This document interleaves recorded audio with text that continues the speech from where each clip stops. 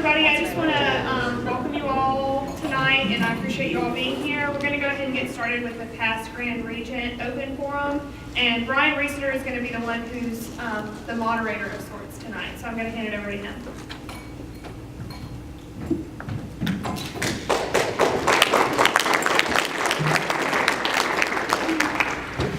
That certainly wasn't necessary. Thank you.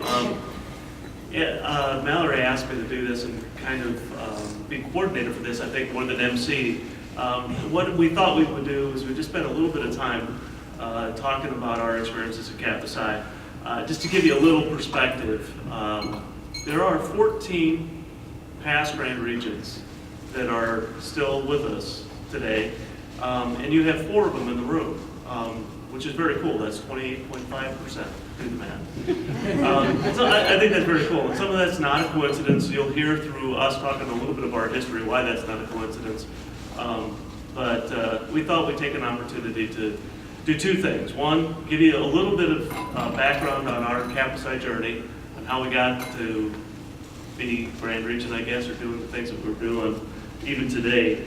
And then Mallory asked us just to talk a little bit about what impact Kappa Psi has had in our life. And I'll just tell you right now that any one of us could probably spend an hour and a half talking about that very easily without any notes. But we're all going to take a few minutes and just talk about that. But please, we're going to ask a few questions afterwards if you want to, and we're around if you want to ask us personal things. So what I'm going to do is I'm going to start with, historically, with the person, no, not that's not nice. The other thing I hope you notice too is we've known each other for a long time. Yes, hopefully not a lot of inside jokes, but start with the one that has the earliest experience in Kappa Psi. So we're going to start with Dr. Dewey D. Gardner. Thank you.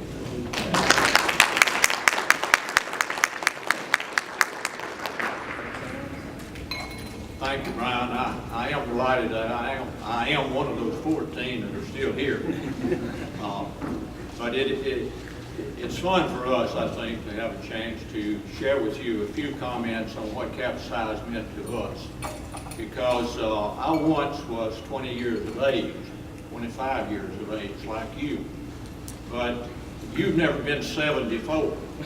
And because of that, it gives us a little bit different perspective of what Kappa Psi really means, because we lived most of our experiences. And as I guess I could start tonight, I mean, Kappa Psi has been a part of my life, my professional life forever. And I could start with the 3 people here on the stage, with Dave.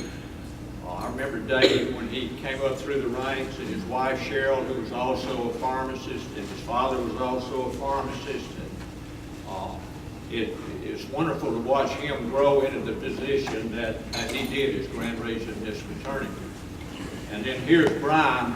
For 12 years I served as chair of the Department of Pharmacy Administration here at Ole Miss. And I was always trying to get a member of the executive committee to come into our PhD graduate program in Pharm. And this is my success story. Brian, an initiative Beta Chi Drake, went through the University of Illinois' PhD program almost all the way through. And then I finally convinced him to come down here. He took an extra year or 2 of coursework and redid his comps and got his PhD. And more importantly, he stayed with us. He's still here as a partner in medical marketing and economics. And then here to my left, Johnny Porter. I think I've known Johnny Porter all my life. When I was elected Grand Regent, not that long afterwards, Johnny was elected Grand Regent. And then after that, I was elected president of the PFA. And then Johnny, he comes along and he's elected president of the PFA. And I think what he was saying to me was, Dewey, whatever you do, I can do it better. and really that's the truth. And you notice he's the executive director today. But I began my professional life really here at the University of Mississippi in the fall of 1961. I came here, I knew 3 people on the campus, and I had 2 roommates that I took strictly from random. One of them was a freshman, an ROTC from Florida, and the other was a transfer in here in the first year of pharmacy school, just like I. And we pledged Kappa Psi at the same time, the spring of 1962. We were initiated, and about a month later, I was elected as the regent of Beta Rho. I went home for the summer, measured cotton, and made a little bit of money, and came back in the fall. I got this telephone call. I apologize. Make the volume go up. Louder. We want to hear you more. Maybe you should get it closer.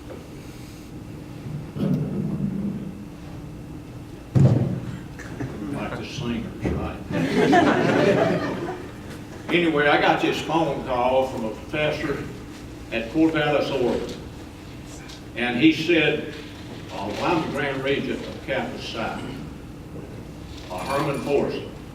And he said, I'd like to come down to Mississippi and do a chapter dissertation. And I'm thinking, well, I've never been west of the Mississippi River. And here comes the first national officer that I've ever seen coming to Ole Miss for a chapter dissertation.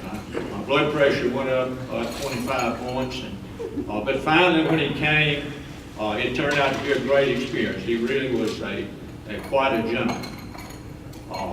And then later on, after I left, worked in pharmacy for about 3 years, came back to graduate school, and my major professor was Mickey Smith, who at one time was editor of the Mass.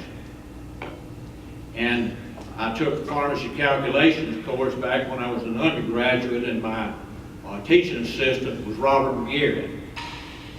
And little did I know that later on I'd have the good fortune and pleasure of appointing him as the executive director of Kappa Psi. And he went on to serve longer than anyone else except Preston Eldridge. And then in graduate school, I had the opportunity to take 3 faculty members to our Kappa Psi functions. One of them was Maynard Quimby, who was editor for 10 years for the Mass. I finished my PhD, went to the University of Houston, and Delta chapter was very active there at Houston. I came back to Mississippi in the fall of 1971 and was elected Grand Council Deputy of Beta Rho, a position that I would hold for 36 years.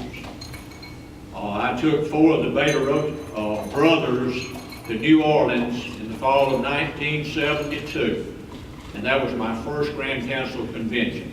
I was 31 years of age, and I realized that when I was there that you really can't go to the national convention, really even to a province, without having a better appreciation and a better understanding of what Kappa Psi is all about. And subsequently, I attended the next 16 consecutive GCDs. I had the privilege of being elected to the Executive Committee of Kappa Psi, serving for 17 years on the Executive Committee, including 2 terms as Grand Regent. The first term I had a 17-member vote, and the second term I had 8 members. I can remember the first chapter dissertation I made was to the University of Missouri, Kansas City, Gamma Theta chapter. The chapter did a routine entitled Hello Dewey to the tune of Hello Dolly. And they had the straw caddies, and they had the canes, and to this day I still have my straw caddy. Later on, I visited Gamma Phi chapter in Cincinnati. Bob Cluxton, who was GCD, sent me a note and said, well, you'll be staying at the Fosdick Hilton. And I was thinking, well, that sounds pretty good. I got there, that was the name of their Kappa Psi house. It was on Fosdick Street. And I can remember Mallory asked me if I would make some statement with regard to the Province 7th Assembly. In 1991, we mentioned today it's been 25 years since we got a Province Assembly. It was held here. Every member of the Executive Committee came to Oxford. And there were 8 of them. 4 of them had never been to Mississippi. One from California, one from Detroit, one from Rhode Island. Paul Hiller was from Pocono. And that Friday night, we had the reception in an antebellum home here, Cedar Oaks.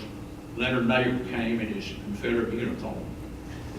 And then on Saturday, we had the banquet. It was right across from where we met today, over in the Union. And the Chancellor, Gerald Turner, and his wife Gail, they came. And that night we had a quartet. There were 4 Kappa Psi Beta Rho brothers. And they came out in their overalls and the straw hat. And I remember the first song they sang was White Light. And I was thinking, well, these 4 guys have never been here, and that's what they expected from Mississippi. But then these 4 guys, they went back and they changed, they put on their tux, and they came out and they sang a melody of Kappa Psi songs. The Sweetheart of Kappa Psi, the Kappa Psi Drink It song, and the Shield of Kappa Psi. And after it was over, William R. Smith came up to me, and he sort of looked in a daze, and he'd been to about 12 Grand Council conventions and numerous province meetings, and I always remember he looked at me and he said, "Huey, this is the best province meeting that I've ever attended."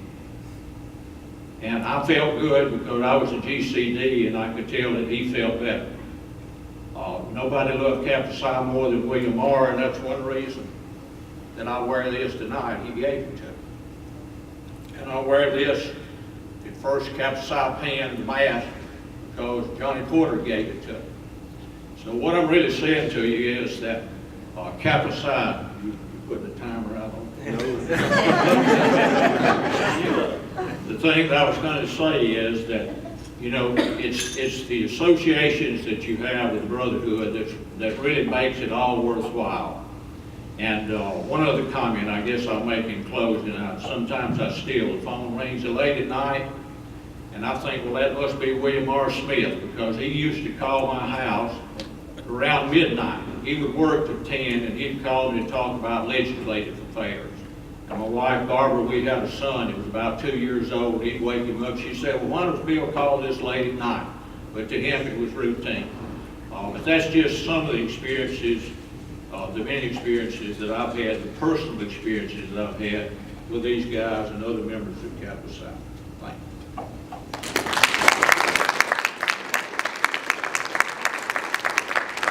Next up, we have Brother Johnny Porter.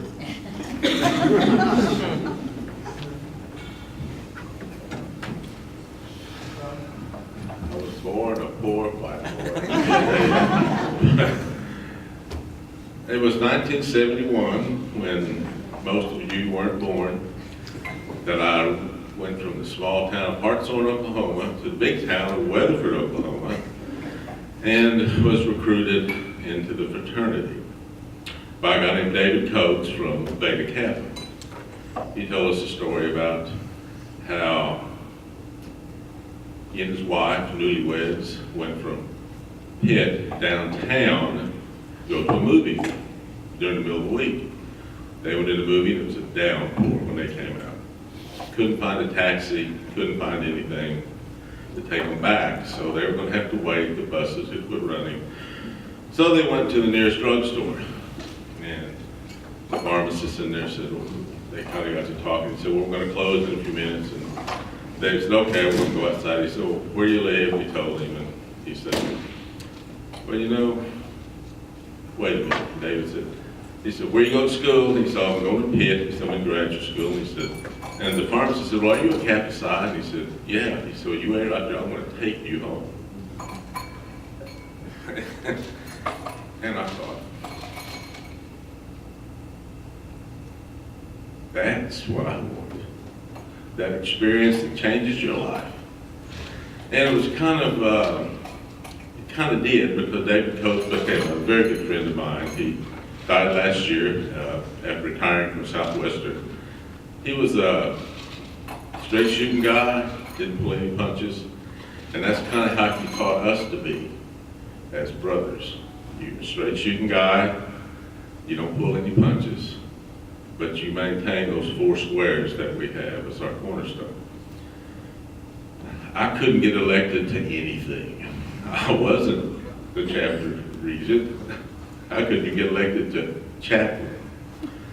But didn't bother me. I kept having fun. In fact, that's when I met Dewey. I met Dewey in 1972.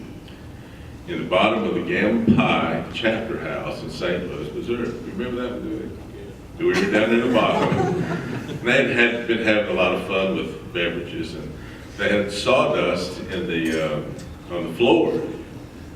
Well, it turned to mush about a couple hours into it, and Dewey and I both went, this is getting my shoes wet. So we went up to the second class. First time I met Dewey. That's about the first time I met Bob and Gary too, so it was a long time ago. But since that time, we have all become good friends. So in 1974, or 76, I missed that 74 GCC in Kansas City.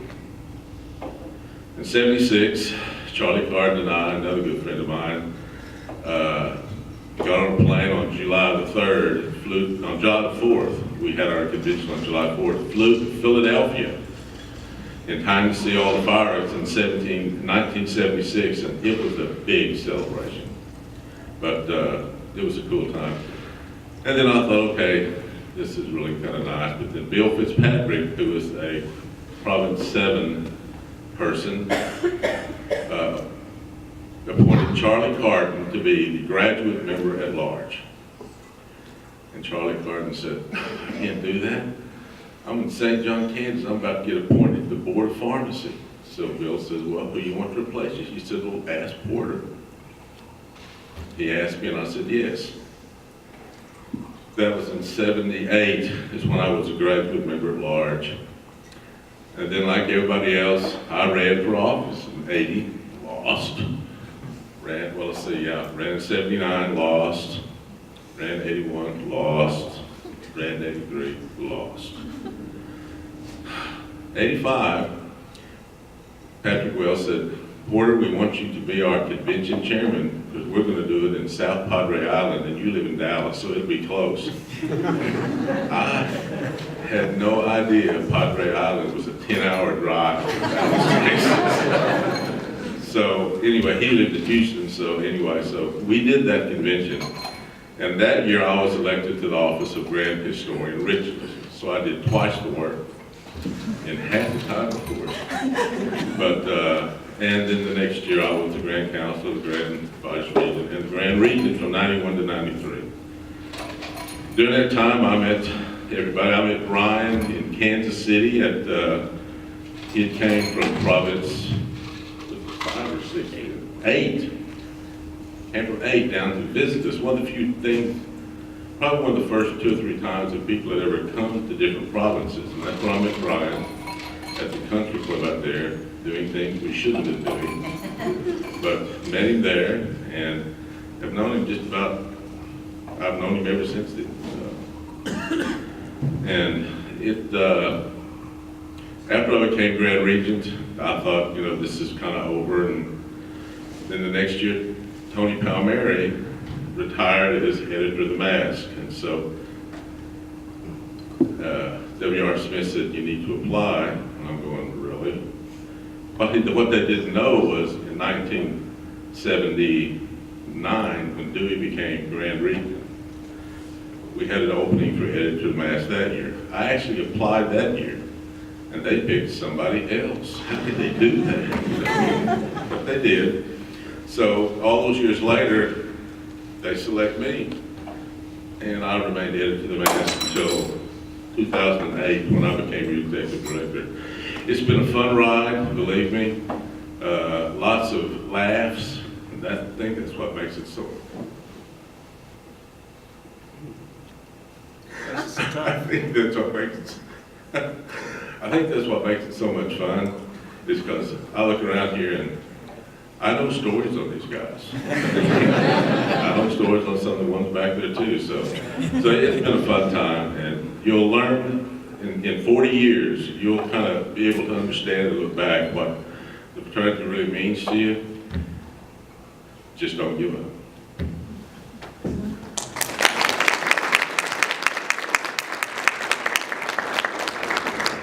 I realize I've been a little bit negligent in my duties here.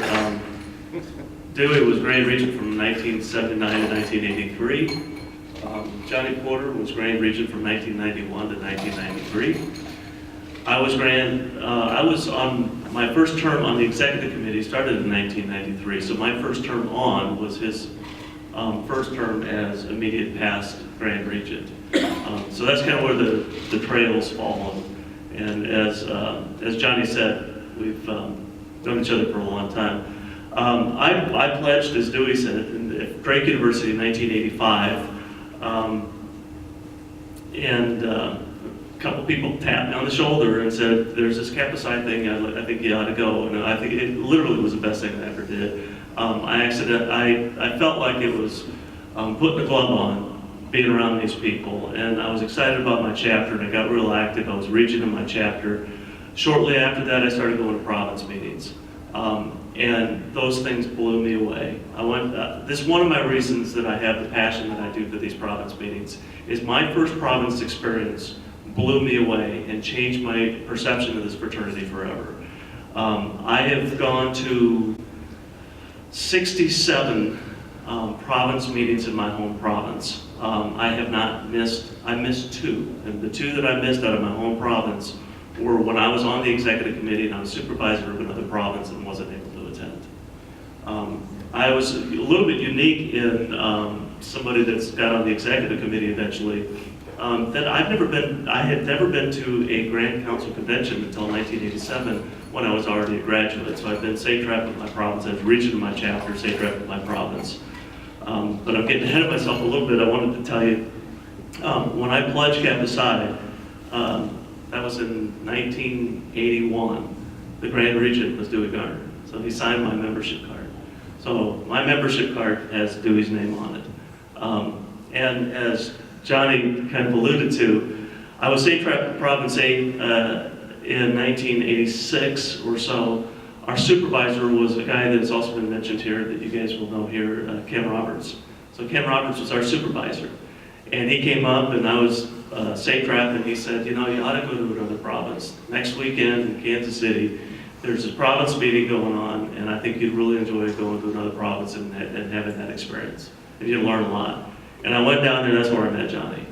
And Johnny and I stood in the back of the room and had a couple beverages, but we talked for probably an hour and a half.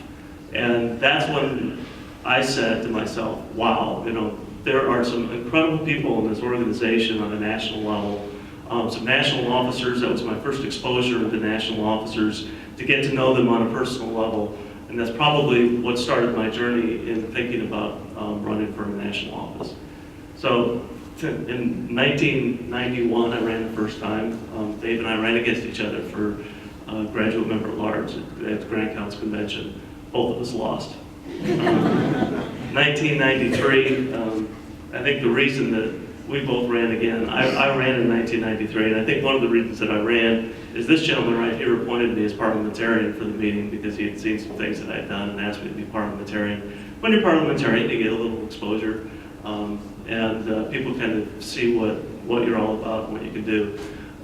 So I credit that to my exposure on the executive committee. So I was Grand Ritualist, Grand Counselor, Grand Vice Regent, Grand Regent eventually. In 1999 to 2001, I had the fortune of serving this fraternity as your Grand Regent. It was an incredible experience. We were asked to talk a little bit about the impact on our life. I can honestly tell you that I owe everything professionally. From a professional perspective, I owe everything professionally to this fraternity. My first job in a pharmacy was a pledge brother of mine that told me about a job. My first job after school was a sales representative for Eli Lilly, and I'll guarantee you that I wouldn't have been recommended for that job. It was a non-Kappa Psi, but I would not have been recommended for that job if she hadn't seen my experiences in me as regent of that chapter. I got called to Chicago by one of my other pledge brothers, and that's where I started my career off in Chicago and started doing some things. I started my PhD training at University of Illinois Chicago while I was there, and Dewey tells the story about me moving to Chicago. I had a different perspective on it than that. I was Grand Regent in 1999, and several people have mentioned Bob McGarrett. I think he was one of the most incredible people I've ever met. But I was Grand Regent, and he took me out afterwards one night and said, "Brian, I can tell you're not happy. With what's going on with grad school, you've been in grad school for a while, you're not finishing things as quickly as you wanted to. And I said, I'm not getting the career that I want. And he said, you really need to talk to Dewey. So I called down and I talked to Dewey, and he said, what do you want to do? And I said, I want to specialize in marketing. I know you have that program there, and I don't know how to do this. And he said, well, the decision for you to come down here is yours, not mine. If you want to come down here, we'll figure out a way to make it happen. So 9 months later, I came down here and started graduate school and finished my PhD here. It's at grad school here that I met the guys that became my business partners. The 5 of us that started the company that's now Medical Market Economics here in town, 2 of the 5, 3 of the 5 of us are Kappa Psi brothers. The other 2 Kappa Psis I met before we started grad school together. I just met them over the years. If it hadn't been for Kappa Psi, I wouldn't have met those guys. I wouldn't have come down here. We wouldn't have started the company, and I wouldn't have been able to do some of the amazing things that I've been able to do. So I owe everything to this fraternity, and it's just been a great ride and a pleasure to serve this fraternity in the capacity that I've been able to over the years. So with that, I'm going to pass it over to Dave Maskowitz, but thank you very much.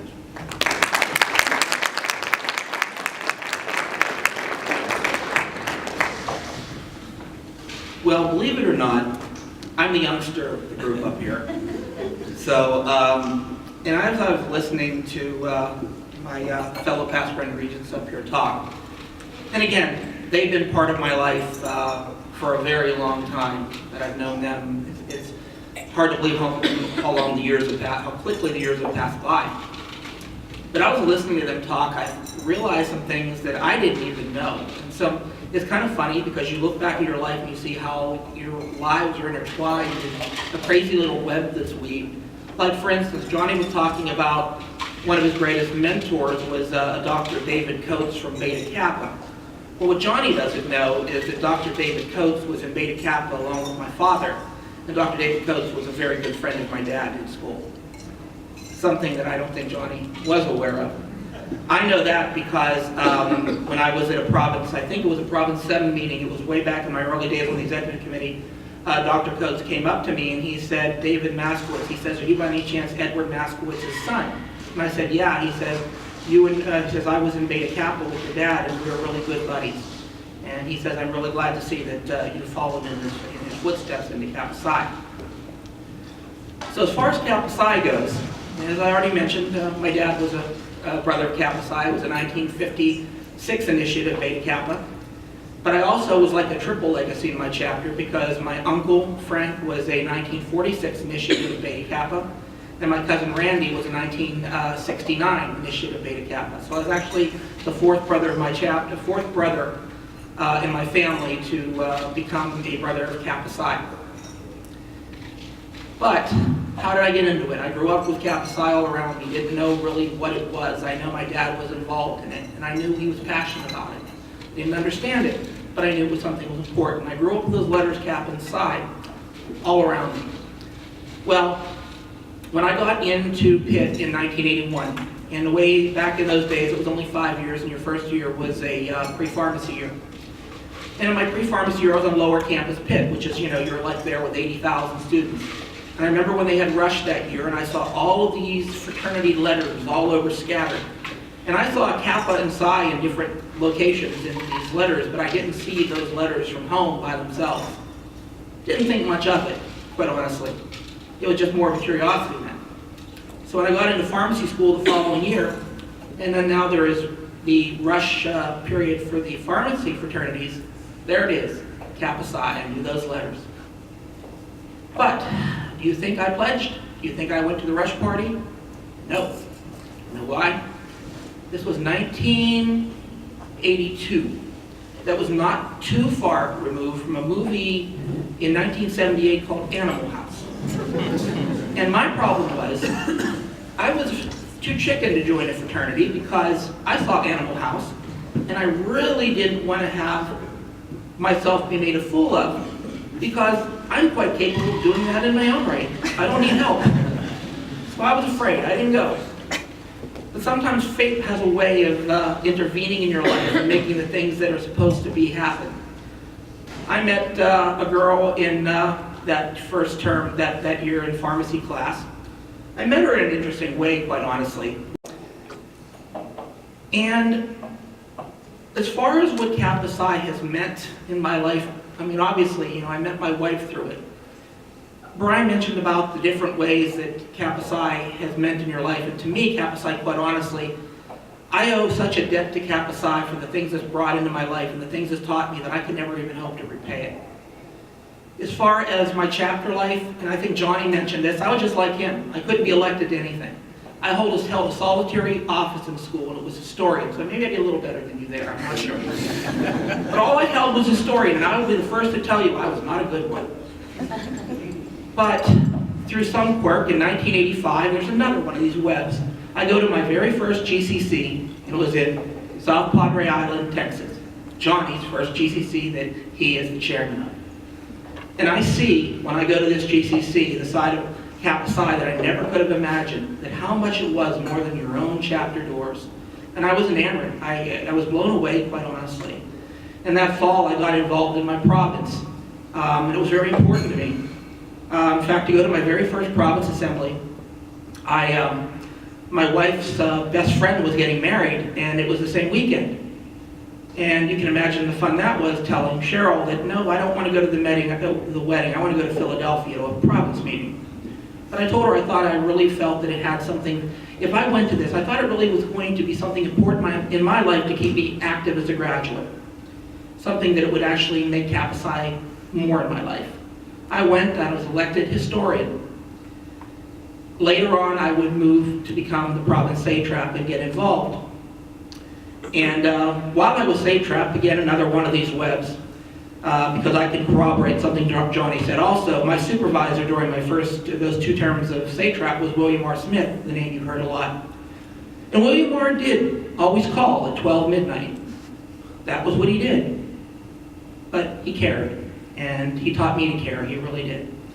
In 1991, I decided that I wanted to get involved nationally, and I ran for my first national office. I lost. I ran in 93. I lost. I lost big that year. I dropped first out of 8 candidates. Then I ran again in 1995, and I did much better. I made it to three out of a total of 13 candidates. And then finally, as Johnny says, and that is one of the most important things, you do never give up. You believe in yourself, and there's something you really want. And I remember I heard that Ken Roberts, another name you heard, I remember when he gave his speech as Grand Regent, he talked about just that. If there's something you believe in, something you want, you don't give up. You always pursue it, because it's always too soon to quit. That's something my dad always taught me too. So anyhow, in 1997, I was finally elected, and I was elected first ballot graduate member at large. I would go on to serve a 2nd term as graduate member at large, grand counselor, grand vice regent, and then finally in 2005, I was not only elected Grand Regent, but I had the great honor of being elected Grand Regent in Pittsburgh, my own hometown, in 2005. Some of the things that I learned through those journeys, I mean, it wasn't just not giving up, it's just in 1994, through all of this, I lost both my parents a year apart. And I really learned there that how one of the things about Kappa Psi, because one reason I wanted to get on the executive committee, the thing I really wanted to be, I wanted to be the graduate member at large because I really believed in Kappa Psi for life. There's so much in Kappa Psi, and so many people walk away from it. In fact, just in case you guys are interested, overall, probably about 98 to 99% of all the brothers we initiate will walk away after college. I wanted to change that. I wanted to make it different because I thought there was so much more out there and so much we're leaving behind. So anyhow, and in fact, at my first GCC where I lost, and I came to that GCC running, and they had to do something new you hadn't had to do before. You had to give a 5-minute speech about why you wanted your office. Well, they never did. That was my fault. That was my resolution. And I didn't know about it. Now the problem was, and any of you who knew me back in those days knew I couldn't speak worth a damn. I really couldn't. I was bad at public speaking. But I didn't know it was coming up, and I talked about a personal experience. And it actually came off fairly well, I thought. And I was pleased with myself, and because I'm not good, wasn't good at speaking. I mean, that was an understatement. So anyhow, we had that night, it was a chuck wagon barbecue, and it was outside, it was in Jackson Hole, Wyoming. And I'm standing in line. with some of the brothers from my chapters in Province. And somebody taps me on the shoulder. I turn around, and who's there? Dewey Gardner. Now here's the thing. At that time, actually still, Dewey Gardner was, to me, the closest thing to God we had in Kappa Psi. And when I turn around and he's there, it's like, you ever have that feeling? It's like, oh boy. And I didn't even have to say anything because Dewey started talking immediately. So, pardon me if this is a bad imitation. And he said, son, I don't know what this here convention holds for you today. You know, sometimes it's really tough on your first time around to be elected on this here executive committee. But I listened to what you said, and I liked your words. And I want you to promise me, no matter what happens today, you're not going to give up, and you're going to keep on running until you get on this here executive committee, because we need people like you who have what I see that's in your heart. Thank you, son, and good luck. You don't know how those words made a difference in my life as far as not giving up, and especially in times when it will be so easy to give up. It's something else I've learned in life. It's something you all need to learn. Sometimes it's the smallest words that you may give to another individual in whatever walk of life you're in and what you're doing that can have a profound impact on their life. We all have the ability to motivate others. And in this case, Dewey really did help motivate me. And I didn't give up as he asked me to. Because it is always too soon to quit. But as I mentioned, the true things that I keep finding is that it's in the very darkest moments of your life that you learn truly, truly what Kappa Psi for life means. And it's that reason why all of you today really do need to resolve to don't give it up. Keep it. Hold it. Cherish it. See, a couple months ago on October 4th, Cheryl passed away. She'd been sick for a very long time. And I had to step out of the fraternity for several years. Actually, the last time I actually was at something major was the GCC in Boston, where I retired as Grand Regent. She had diabetes. She ended up being up on dialysis. And she had MS. And she was the most positive person you'd ever meet in your life. She always looked at tomorrow as to what it could bring. She wasn't pessimistic. She didn't complain. She was just a joy to see that she appreciated every day and every day of life we had. But anyhow, she passed away on October 4th. When I went to the funeral parlor that night, I can't tell you the amount of Kappa Psi brothers that were there. And I didn't even tell them. They found out. I had brothers that came in from all over the country to go to her funeral. And I received so many cards and letters from around the fraternity, they had to put a special box outside of my mailbox. See, that's what Kappa Psi for life means. And there's no price that can ever be put on what that means to you. And it's there for the taking. It's there for the having. It's just to be there for you to be the ones deciding. So as I've said, Kappa Psi has meant more to me than I could ever hope to repay. All I can do is hope to give words of wisdom here and there and help those that come after me to be the best brothers they can and to make Kappa Psi for life a reality for them. Thank you.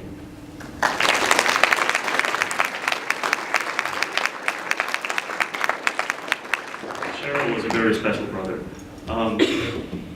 Mallory, we had talked about doing question and answer, but I know we're running late. The worst thing you could do is give a past Grand Regent a microphone, by the way. So we can move on and not do questions if we want to, or we can take a couple questions if we want to. That's up to you. Does anybody have? We can do a couple. Yeah. Does anybody have any questions you want to ask?